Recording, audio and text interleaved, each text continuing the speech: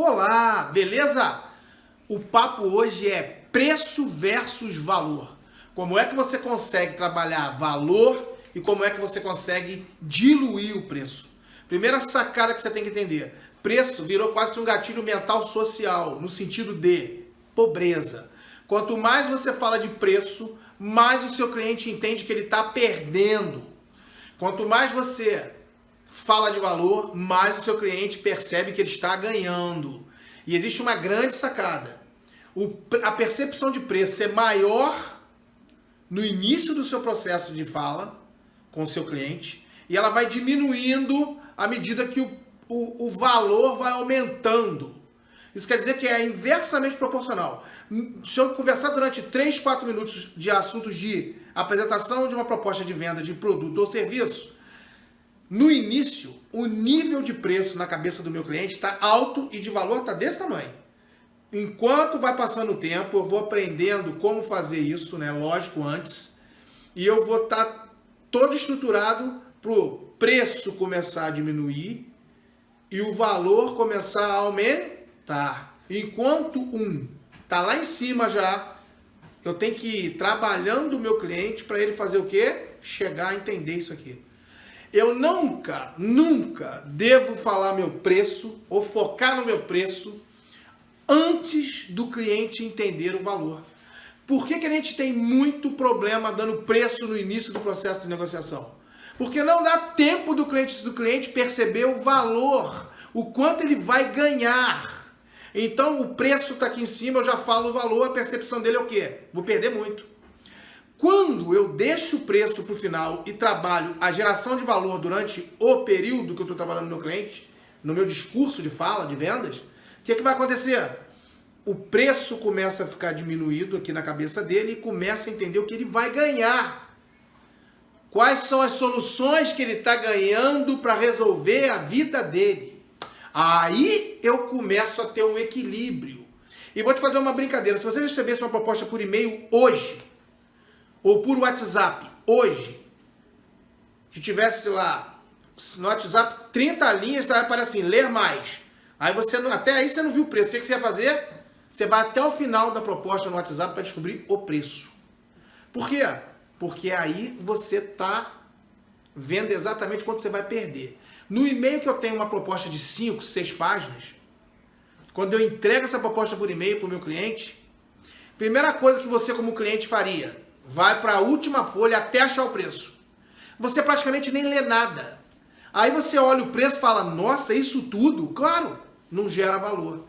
Tem propostas de produtos e serviços que não podem ser vendidos dessa maneira. Tem propostas de produtos e serviços que não devem ser vendidos diretamente com o WhatsApp. O WhatsApp é um meio para você ligar para esse cara. Tem propostas de e-mail, por exemplo, que você não deve mandar. Por quê? Porque ele vai comparar só preço. Então, cuidado com isso. Muitos clientes meus, muitos vendedores tops meus, quando começaram a entender isso, descobriram isso comigo, começaram a apresentar as propostas ou criaram uma estratégia de atrair pelo WhatsApp, para vender pelo WhatsApp, só que é promoção, e um produto de maior valor, jogaram o WhatsApp só para fazer o contato de fala, isso ajudou demais a dobrar, triplicar, quadriplicar as vendas. Por quê? Porque a quantidade de orçamento que se mandava e se perdia por causa do preço não estava no gibi. Na verdade, quem está do outro lado recebendo esse e-mail pode estar fazendo só uma cotação, ele só quer preço. Mas quando ele conversa numa apresentação, pode ser até a distância, hoje deve ser a distância. Você pode usar o Zoom, o Skype, uma série de outros aplicativos, escolha o que você quer. A sua chance de passar valor dá de 10. Por que eu estou te dizendo isso? Porque a comunicação, 7% de uma comunicação é conteúdo, 35% da comunicação, 38% da comunicação é tom de voz e 55% da comunicação é não verbal. Isso quer dizer que quando você conversa com o seu cliente, 55% da percepção dele está no não verbal seu, na sua expressão, na sua fisiologia. na sua musculatura, nos seus movimentos. 38% está no seu tom de voz. 7% da percepção dele está no que você está dizendo para ele. Ora, quando eu faço isso por e-mail, ele não me vê e ele não ouve. Isso quer dizer que agora os 7% ganham um vulto enorme. Agora ele tem praticamente 7% transformado em 100% da percepção dele. Então não dá para gerar valor. A não ser que seja passar o preço por e-mail, só depois que você já fez a reunião, já consumou o fechamento lá do bate-papo, aí sim a gente faz o quê? Numa proposta de prestação de serviço, de valor agregado, passa para consumar. Mas as reuniões são todas o que é? Presenciais. Se for um produto de alto valor, é bom ele estar provando o produto, entrando no produto, sentindo o produto e não comprar por WhatsApp. Por quê? Porque no WhatsApp é a mesma coisa. Ah, mas tem áudio? Tem. Aí você manda o áudio para ele, daqui a 3 minutos ele responde.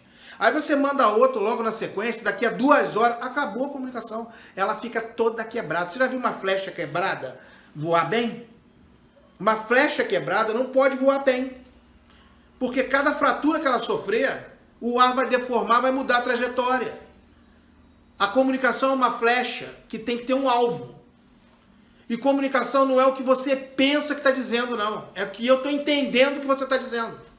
Então, cuidado para não ficar dando preço antes do cliente entender o seu valor. Ah, mas tem lógica, eu sou obrigado a pôr o preço. É. E a última coisa que eu vou falar é sobre aquilo. Eu vou mostrar como é que aquela peça, aquele sapato, aquela blusa, ajuda o meu cliente que está escolhendo a resolver a vida dele. Aí eu consigo diluir esse preço. Ok? Isso é fundamental. Entenda isso e saque isso. Isso vai ajudar você a vender muito. Eu, com os meus vendedores, os meus treinamentos, a gente é surdo para preço. Ok? Surdo. Eu vou fazer o possível e o impossível para conversar com você antes, para você entender o que você vai ganhar, para falar preço. Isso tem ajudado demais a gente fechar a venda, mesmo que o preço esteja exposto. Se o preço fosse só uma condicionante de valor, se o preço fosse todo o valor da sua compra, você chegava lá, você não escolhia o feijão, o arroz. Mesmo em commodities, é importante você entender que tem gente que se diferencia do preço. Tem marcas de milho, de pipoca, que são 2 ou 3 vezes mais valorosas no valor final, eu nem gosto da palavra preço, tá? Que o preço é 3 ou 4 vezes maior, não falo de preço, não uso essa palavra, só estou usando para te explicar, do que a marca X. Só que ela já fez uma propaganda, ela já trouxe o cliente para entender a necessidade, tem dica de como fazer pipoca, tem um canal direto, ela tem uns diferenciais que mesmo aquele saquinho de pipoca, ela pode vender pelo dobro do preço da outra.